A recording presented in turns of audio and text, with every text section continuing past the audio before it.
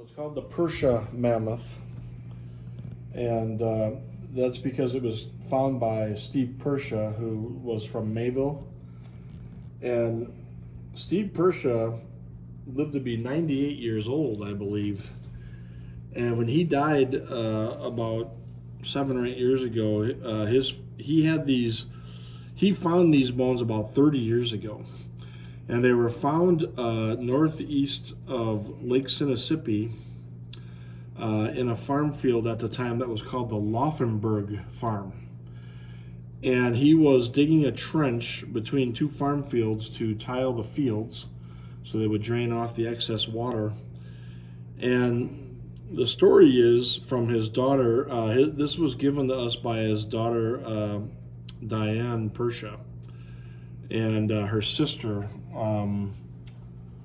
and they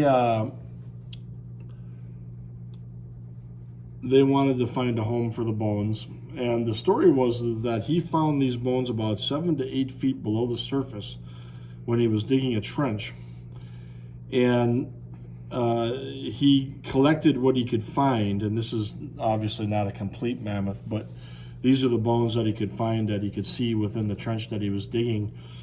And what's interesting about it is that it is a juvenile mammoth. It's not a full-grown mammoth, and we know that based on its size of the skeletal remains. And you can also tell that by looking at the jaw and the teeth, that it was a fairly young mammoth.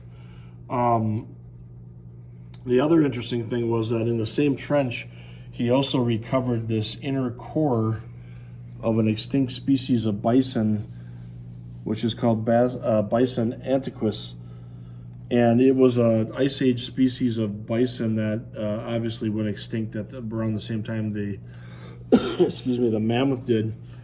And what that more than likely tells us was that at one time this was some type of a Paleo-Indian kill site where they were processing these bones.